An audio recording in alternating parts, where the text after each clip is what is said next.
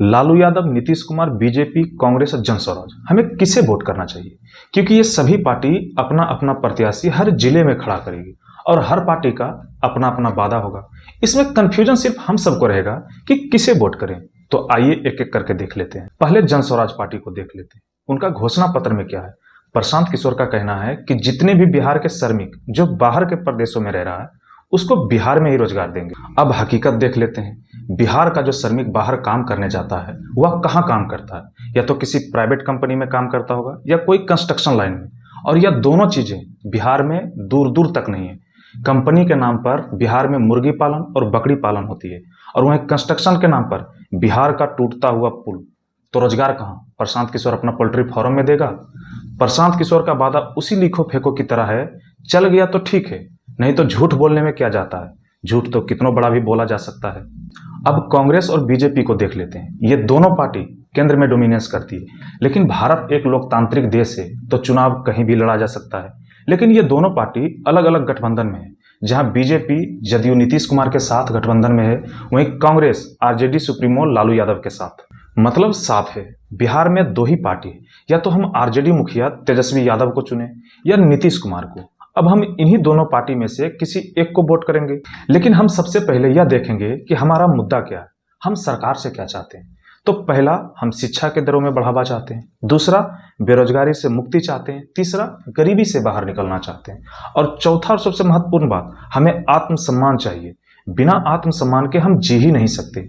हम OBC, SC, ST वाले हैं। हमारे रगों में खून से ज्यादा आत्मसम्मान बहता है। और ये चारों चीजें कौन पूरा कर सकता है, नीतीश या तेजस्वी? तो आइए देख लेते हैं। इन दोनों पार्टी का पिछला परफॉर्मेंस कैसा रहा है उसी के हिसाब से तय होगा, क्योंकि अभी के इलेक्शन में कौन क्या बोल रहा है उसका कोई मतलब नहीं रहता। हम सब उस पार्टी का पिछला परफॉर्मेंस देखेंगे कि कौन हमारे मांगों को पूरा किया है। तो पहला मुद्दा है शिक्षा। शिक्षा के मामले में आरजेडी से कहीं आगे जदयू रहा है। लेकिन जब लालू यादव सत्ता में थे तो बिहार में चरवाहा स्कूल की नींव रखी गई थी। पहले के समय में आप एक स्लोगन सुनते होंगे कि गैया बकरिया चरती जाए, मुनिया बेटी पढ़ती जाए। ये स्लोगन लालू यादव का ही देन है। ये तो वही बात हो गया कि लालू यादव शिक्षा की पटरी बिछाए थे तो नीतीश कुमार ने उस पटरी पर शिक्षा का ट्रेन चलाया था। और वहीं गरीबी और बेरोजगारी देखें तो ये एक परमानेंट अस्थायी मुद्दा है, जो कि इन दोनों ने समान रूप से अपना जिम्मेदारी निभाया है। और अब बात आती है कि हमें आत्मसम्मान किसने दिलाई और किससे दिलाई। सबसे बड़ी बात तो यही है कि हम भूखे रह लेंगे लेकिन किसी के आगे झुकेंगे नहीं। जब भी खड़ा रहेंगे तो सीना तान के खड़ा रहेंगे। फिर से वही सवाल आता है कि आत्मसम्मान किसने दिलाई और किससे दिलाई? कौन था जो हमें अपमान करता था और कौन था जो हमें सम्मान दिलाया? तो ये कहानी शुरू होती है 1990 से पहले, जब अपर कास्ट के द्वारा खुलेआम दिन दहाड़े ओबीसी, एससी, एसटी के माँ बहन के साथ छेड़खानी होती थी। खटिया पर बैठने की इजाजत नहीं थी। अपर कास्ट के टोली में घुसने से पहले जूता चप्पल उतारना पड़ता था। उसके सामने कुछ बोलने की हिम्मत नहीं होती थी। माँ बहन को जी नहीं गे करके बात करता था। और आज भी नोटिस करना, जिस गांव में अपर कास्ट की संख्या ज्यादा होगा वहां ओबीसी, एससी, एसटी के माँ बहनों को गे करके बात करे। यही सब हो रहा था 1990 से पहले।